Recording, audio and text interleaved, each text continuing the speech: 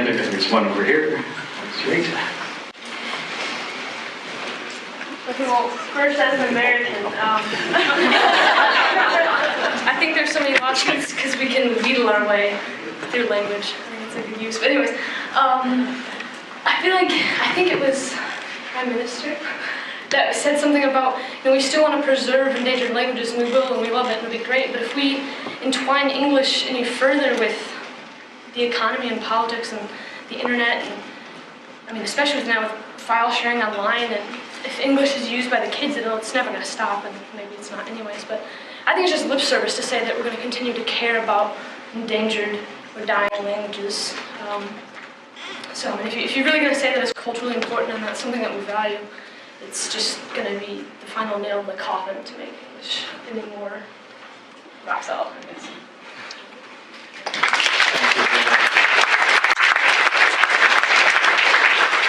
Any other statements from the floor? Right here.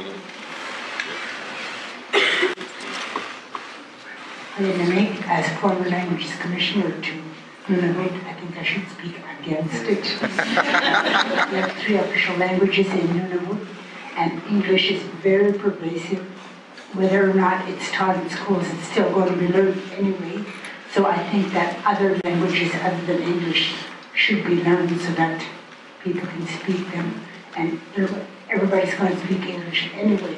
So no, English should not be a universal language because it already is.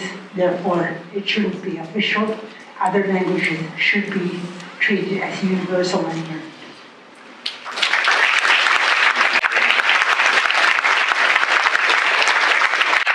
Any other statements?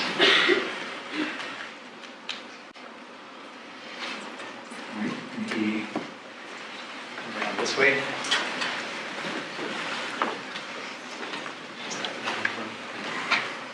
Thank you. I'm a Chinese and I'm against this approval because I think it's not fair for English speakers.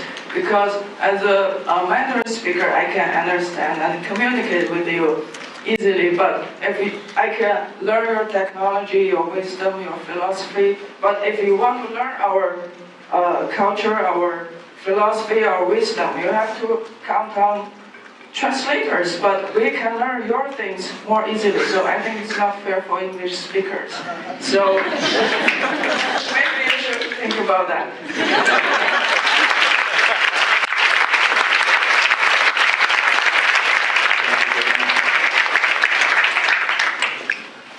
Any other remarks? There's a hand.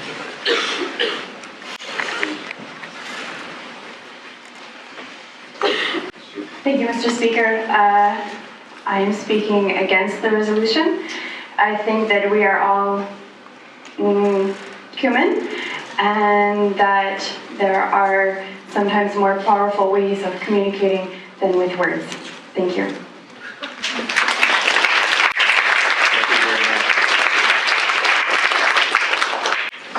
Any other comments?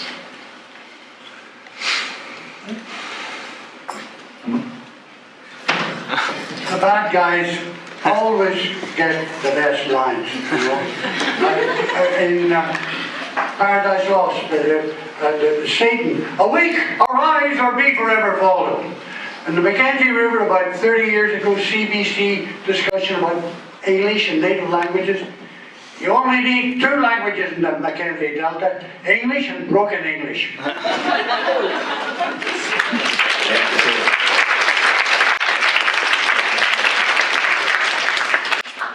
Any other comments? Or are we getting ready for the question? Here's a comment. Not a question, but I would like to propose an amendment. I'm in favor of adopting English as the universal language, provided the written English is simplified. As somebody who had to learn English in my early life, I found the English writing completely confusing. I would suggest that we modify the accepted, provided we accept that English become the universal language, provided its written form is completely simplified. No more than 20 characters. all you're allowed to say was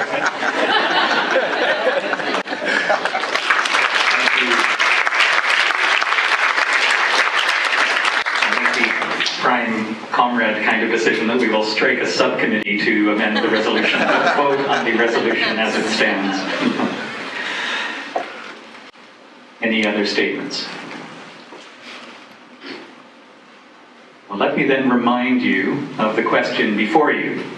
The resolution is, be it resolved, that it would be better if everyone spoke English. I'm about to ask you to vote by raising your hands.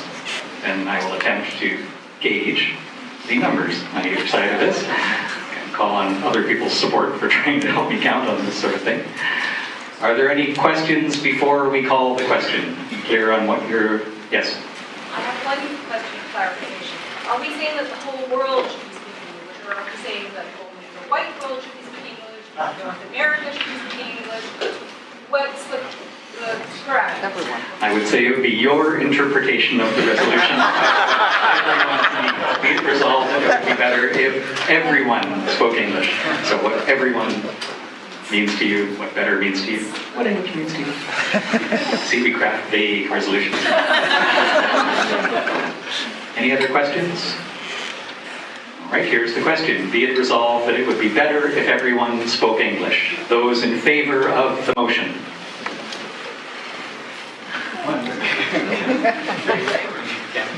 4, 5, 6, 7, 8, 9, 10, 11, 12, 13, 14, 15, 16, 17, 18, 19, 20, 21, 22, 24, 25. We're going to keep it. Those against the resolution. Greater than 25. Humanities like analytic mathematical skills. So, it is resolved that the resolution is defeated, and I thank you for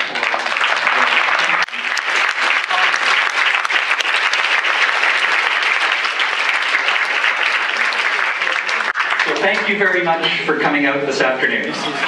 Language and culture are central issues to the nature of humanity. We're just as much Homo loquens as Homo sapiens.